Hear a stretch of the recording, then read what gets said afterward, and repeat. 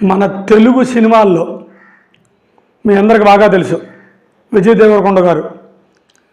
అతను కూడా తక్కువైతే తినలేదు. అతను కూడా మంచి ఫ్యాన్స్ ఫాలోయింగ్ ఉంది. అతని ఫ్యాన్స్ ముఖ్యంగా రౌడీ అని పిలుచుకుంటారు. అతను కూడా ఫ్యాన్స్ని రౌడీ బ్రదర్స్ అని పిలుచుకుంటారు. అతనికి వరుసగా చాలా సినిమాలు ఫ్లాప్ అవుతున్నా సరే అతనికి క్రేజ్ ఏమాత్రం తగ్గలేదు. అతను మొన్న నరేంద్ర మోడీ గారు పెట్టిన వాట్ ఇండియా థింక్స్ టుడే అనే ఒక మీటింగ్కి మన సౌత్ ఇండియా నుంచి ఇతను కూడా పిలిచారు. నరేంద్ర మోడీ గారితో మీటింగ్కి ఇతను వెళ్ళాడు. వెళ్ళి ఆ మీటింగ్లో ఇతను అది అయిపోయిన తర్వాత సరే అక్కడే కొన్ని డిస్కస్ చేసుకున్నారు. మన మ్యాటర్ ఇప్పుడు అది కాదు. ఆ మీటింగ్ అయిపోయిన తర్వాత మీడియా మీట్ అని ఒక ప్రోగ్రాంలో, మీడియా మీట్ ప్రోగ్రాం అంటే ఏం లేదు, నార్త్ ఇండియాలో ఉన్న నేషనల్ మీడియాస్ మొత్తం కూడా వాట్ ఇండియా థింక్స్ అనే మీటింగ్కి ఎవరైతే వచ్చారో వాళ్ళందరితో ఆ మీడియా కొంచెం ఇంటర్వ్యూ చేసింది. అప్పుడు ఇతను చాలా ఒబీడియంట్గా, మామూలుగా అయితే విజయ్ దేవరకొండ గారు కొంచెం రెక్లెస్గా ఉంటారు. లైగర్ అనే సినిమాలో చాలా రెక్లెస్గా ఉన్నారు ఆ సినిమా ప్రమోషన్స్ అప్పుడు, ముంబై ఢిల్లీ అలా వెళ్ళినప్పుడు. అయితే ఎందుకో ఈ ట్రిప్లో మాత్రం మీడియా మీట్ అనే ప్రోగ్రాంలో మాత్రం చాలా ఒబీడియంట్గా ఉన్నారు. తద్వారా బాలీవుడ్ వాళ్ళ ఆడియన్స్ మనసుని ఇతను గెలుచుకున్నారు. ముఖ్యంగా ఇతను చాలా కృతజ్ఞతాపూర్వకంగా ఉన్నారు.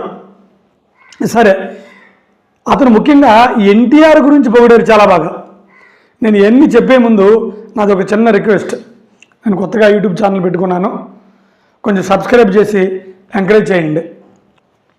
ఓకే, ఇందాక నేను కృతజ్ఞతాపూర్వకంగా ఉన్నారని చెప్పే కదా, అతనికి నేను ఈ స్థాయికి ఎదిగానంటే కారణం నా డైరెక్టర్లు, నా ప్రొడ్యూసర్లు, నా ఆడియన్స్ అని.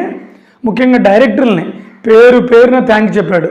అతను పెళ్లి చూపుల సినిమా డైరెక్టర్ తరుణ్ భాస్కర్ గారికి, తర్వాత గీతా గోవిందం సినిమా డైరెక్టర్ పరశురామ్ గారికి, ముఖ్యంగా అర్జున్ రెడ్డి సినిమా డైరెక్టర్ మన వంగా సందీప్ రెడ్డి గారికి, తర్వాత కల్కి సినిమా డైరెక్టర్ నాగేశ్వరన్ గారికి పేరున కృతజ్ఞతలు అని చెప్పాడు.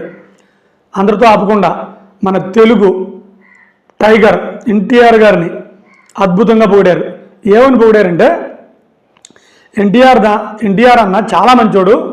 అతను షూటింగ్లో ఉన్నప్పుడు నేనే కాల్ చేసి, అన్నా కొంచెం నాకు కింగ్డమ్ సినిమాకి మీరు కొంచెం వాయిస్ ఇవ్వాలన్నా అని చెప్తే, తమ్ముడు డేట్ చెప్పేసాయని చెప్పి ఎన్టీఆర్ గారు వెళ్ళిపోయారంట.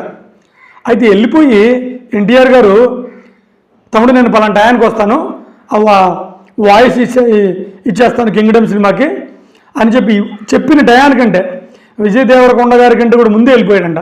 వెళ్ళిపోయి స్టూడియోలో ఉండి డబ్బింగ్ చెప్పాడు. డబ్బింగ్ ఎన్నిసార్లు చెప్పాడంటే ఒక 5-6 సార్లు 10 సార్లు డబ్బింగ్ చెప్తూనే ఉన్నాడంట.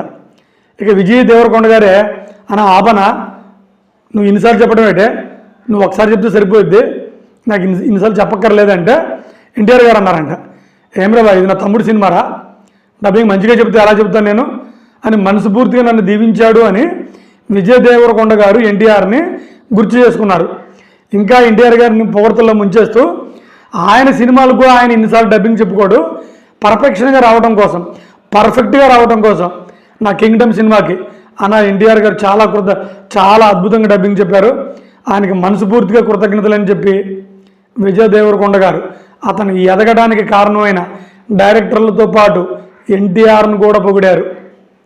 ఏమైనప్పటికీ విజయ్ దేవరకొండ గారి కృతజ్ఞతని బాలీవుడ్ మీడియా మొత్తం ముచ్చటగా మెచ్చుకుంది.